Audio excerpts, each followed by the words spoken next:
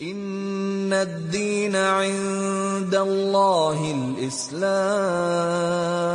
ہمارے ساتھ ہیں عامر اکبر جی صاحب. السلام علیکم ورحمۃ اللہ وبرکاتہ. شیخ، میرا نام عامر اکبر ہے. ہم ٹورڈز اسلام تنظیم سے ہیں. ہم خود مہدوی تھے بٹ الحمدللہ اللہ نے ہدایت دی، اب دین حق دین اسلام پہ ہیں، اور آج ہم ہمارے مہدوی بھائیوں کو دین حق کی تبلیغ کر رہے ہیں، دعوت دے رہے ہیں. ایک اہم جزاک اللہ خیر. ایک اہم سوال شیخ، مہدوی لوگوں میں جو مین عقائد ہے وہ یہ مانتے ہیں کہ سید محمد جونپوری صاحب اللہ سے ڈائریکٹ ہم کلام ہوتے تھے، ہم وہ ہوتے تھے، بات کرتے تھے، روز بروز نئی نئی تعویلات لاتے تھے اللہ سے ڈائریکٹ بغیر جبرائیل علیہ السلام کی ضرورت کے. تو یہاں پہ میرا یہ سوال ہے کہ کیا کوئی بندہ رسول اللہ صلی اللہ علیہ وسلم کے بعد یہ دعویٰ کر سکتا ہے کہ وہ اللہ سے ڈائریکٹ ہم کلام ہو سکتا کیا؟ یہاں تک کہ جو مہدی آئیں گے وہ بھی یہ دعویٰ کر سکتے ہیں کیا؟ اور جہاں تک عیسیٰ علیہ السلام کے دوبارہ آنے کا معاملہ ہے، کیا وہ بھی یہ دعویٰ کر سکتے ہیں کیا؟ اور اگر کسی نے ایسا دعویٰ کیا ہے کہ وہ اللہ سے ڈائریکٹ روز بات کرتا ہے اور ایسے عقائد پیش کرتا ہے جو اسلام سے الگ ہیں، رسول صلی اللہ علیہ وسلم نے جو اسلام میں جو چیزیں لائی ہیں اس کے علاوہ ہیں، تو اس کے بارے میں اس آدمی کا کیا کہا جائے گا؟ جی وعلیکم السلام ورحمۃ اللہ وبرکاتہ. 25ویں پارے کے اندر ایک آیت ہے، آیت کا نمبر مجھے یاد نہیں ہے، آیت میں پڑھ کر سناتا ہوں. ما کان لبشر ان یؤتیہ اللہ الکتاب والحکم والنبوۃ ما کان لبشر ان یکلمہ اللہ الا وحیا او من وراء حجاب او یرسل رسولا فیوحی باذنہ من یشاء.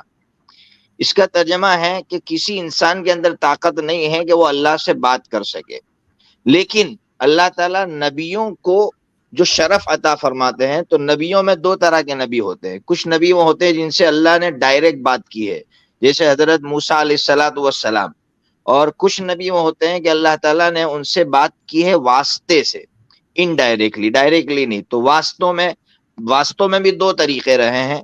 ایک تو اللہ تعالیٰ فرشتے کو انسانی شکل میں بھیجتے ہیں، جیسے حضرت جبرائیل علیہ السلام حضرت دحیہ کلبی رضی اللہ تعالیٰ عنہ کی شکل میں تشریف لاتے تھے. اور یہ ایک دوسری شکل یہ ہے کہ حضرت جبرائیل علیہ السلام خود نبی پاک صلی اللہ تعالیٰ علیہ وسلم کے دل مبارک پر اترتے تھے. تو قرآن مجید جو اترا ہے وہ دل مبارک پر ڈائریکٹ اترا ہے، اس لیے قرآن میں نزل بہ الروح الامین علی قلبک لتکون من المنذرین، کہ جبرائیل لے کر اترے ہیں اور آپ کے دل مبارک پر لے کر اترے ہیں. یہ شرف صرف نبی کو حاصل ہے، نبی کے علاوہ کسی کو یہ حاصل نہیں ہے. اس لیے جو بندہ جو نبی نہ ہو وہ اگر یہ دعویٰ کرتا ہے تو اس کا دعویٰ غلط ہے، جھوٹا ہے، وہ گمراہ بندہ ہے.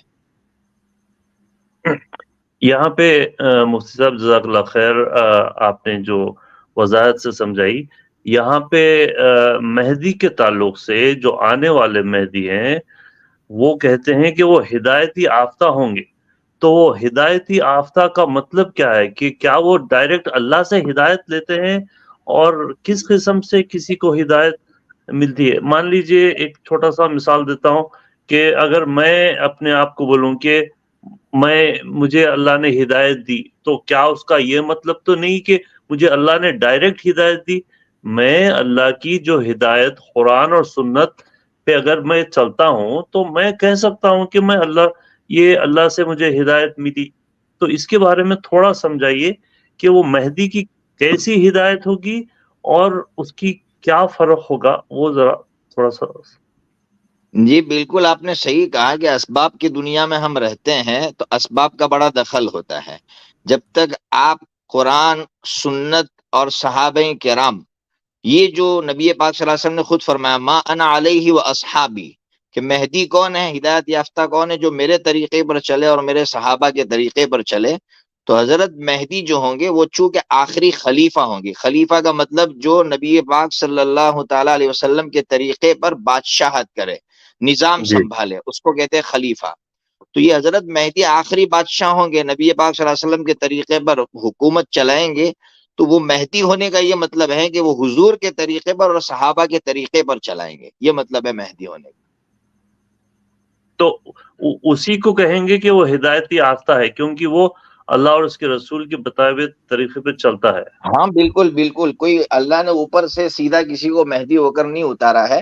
ان کا لقب نبی پاک صلی اللہ علیہ وسلم نے اسی لیے دیا کہ بھائی آپ ان کی پیروی اس لیے کرنا کہ وہ صحیح راستے پر چلیں گے. جی جی جزاک اللہ خیر. عیسیٰ علیہ السلام جو بعد آئیں گے، کیا وہ بھی ایسے دعویٰ نہیں کر سکتے کہ ان کو ڈائریکٹ اللہ سے یعنی کہ بات چیت ہو رہی ہے اس قسم کی؟ دیکھیے نبی کے لیے تو ابھی بتایا کہ نبی کے لیے تو قرآن نے خود واضح کر دیا کہ نبی سے تو اللہ ہم کلام ہوگا، لیکن حضرت عیسیٰ علیہ الصلوۃ والسلام سے ہم کلام ہونے کی ضرورت اس لیے پیش نہیں آئے گی کہ حضرت جی عیسیٰ علیہ السلام شریعت محمدی کے مطابق چلیں گے تو وہی کی ضرورت ہی نہیں ہے. بالکل بالکل جی بالکل صحیح ہے. جزاک اللہ خیر، جی بہت صحیح ہے. اگر اجازت ہو تو ایک اور سوال پوچھ لوں. کر لیجیے جی شورٹ ایک دم. مہدوی حضرات کی ایک بہت بڑی جو گمراہی کا مثال دیتا ہوں میں، 27ویں رمضان کی رات یہ لوگ ایک خاص نماز ادا کرتے ہیں جس کو نماز دوگانہ کی شکل میں پڑھتے ہیں، اور ان کا یہ ماننا ہے کہ جو رسول اللہ صلی اللہ علیہ وسلم کو جو شب قدر کی جو نشانی تھی وہ جو بھلا دی گئی تھی، وہ یہ سید محمد جونپوری کو رات میں اللہ نے ڈائریکٹ ان کو بتائی کہ اس رات دوگانے کی رات ہے، لیلۃ القدر کی رات ہے، 2 بجے رات میں اٹھ کر یہ ایک ایڈیشنل نماز 2 رکعت فرض نماز پڑھتے ہیں. تو بعض لوگ اس کو شکرانہ کہتے ہیں، بعض لوگ اس کو فرض کہتے ہیں، بعض لوگ اس کو نفل کہتے ہیں. کیا یہ نماز چاہے آپ فرض مانو یا شکرانہ مانو یا نفل مانو، کیا یہ نماز بالکل دین سے باہر لے جاتی ہے؟ کیونکہ اس کا بنیاد یہ ہے کہ وہ کہتے ہیں کہ ڈائریکٹ اللہ تعالیٰ نے سید محمد جونپوری کو ایسی چیز دی جو رسول صلی اللہ علیہ وسلم کو بھلا دی گئی تھی. تو اس کے اوپر تھوڑا سا ڈیٹیل میں سمجھائے تو مہربانی.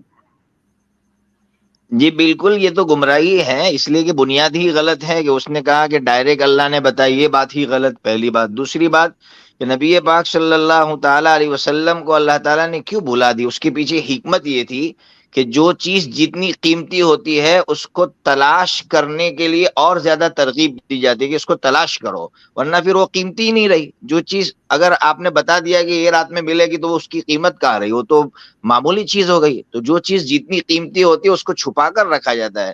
جمعہ کے دن قبولیت کی گھڑیاں ہے، اب اس میں کون سی گھڑی قبولیت کی اس کو چھپا کر رکھا ہے، اس کو تھوڑی بتایا ہے. کوئی کہے کہ یہ گھڑی ہے تو وہ اپنا اندازہ بتا رہا ہے، یقینی اور حتمی طور پر کوئی نہیں بتا سکتا. اسی طرح لیلۃ القدر یہ ایک قیمتی چیز ہے، اس کو چھپا دیا گیا، اور حکمت بھی یہ تھی کہ اس کی قیمت باقی رہے تاکہ لوگ اس کو تلاش کریں، کم از کم پورا مہینہ تلاش کریں، نہیں کر سکتے تو آخری عشرے میں تلاش کریں.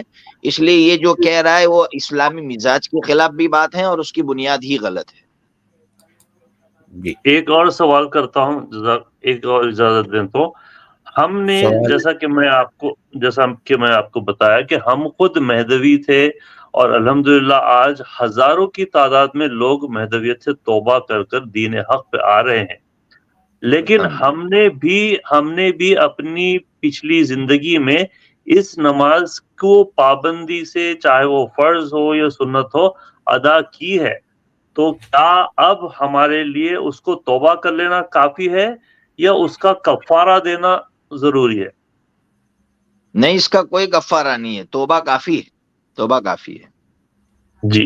اور آپ نے تو کلمہ پڑھ لیا، کلمہ ہی خود توبہ ہے. الاسلام یہدم ما کان قبل، حدیث ہے کہ اسلام پچھلے جتنے گناہ ہے سب کو ختم کر دیتا ہے. اس لیے آپ نے دوبارہ کلمہ پڑھ لیا، ختم ہو گیا مسئلہ. جزاک اللہ خیر، جزاک اللہ خیر، بہت شکریہ آپ کا. یہ بہت ہی اہم موضوع ہے اور اس کے اوپر میں چاہتا ہوں کہ آپ کھول کر اس کو مختلف انداز سے بیان کریں، کیونکہ آپ کی سٹریم، آپ کے سوالات لوگ دیکھتے ہیں، اور کافی لوگوں نے کہا ہے ہمیں کہ بہت فائدہ ہو رہا ہے، تو اس پہ تھوڑا سا مزید کیجیے. جزاک اللہ خیر. جزاک اللہ آمین خیر. آمین. جزاک اللہ. السلام علیکم. وعلیکم السلام. مستقبل میں انشاءاللہ ضرور کوئی ترتیب بنا کر اس طرح کے جتنے بھی فتنے ہیں حضرت، ان کے سلسلے میں بنیادی جو باتیں ہیں وہ لوگوں کے سامنے باقاعدہ پریزنٹیشن کی صورت کے اندر قرآن اور حدیث کے روشنی میں لوگوں کے سامنے اس پلیٹ فارم سے ضرور انشاءاللہ بیان کی جائے گی. اور یقیناً یہ وقت کی بڑی ضرورت ہے. یہ غیروں سے تو ہے ہی، لیکن جہاں واضح ہے کفر و شرک وہاں اتنا مسئلہ نہیں ہے. جہاں واضح نہیں، اپنوں کے اندر درارے جو لوگ پیدا کر رہے ہیں یا عقیدوں کے اندر خرابی پیدا کر رہے ہیں، ان کی وضاحت ضروری ہے. انشاءاللہ بنیادی قرآن و حدیث کی روشنی میں حضرت استاد محترم کی زبانی بہت جلد یہ جو آپ کی ایک گزارش ہے اس کو پوری کی جانے کی کوشش ضرور کی جائے گی.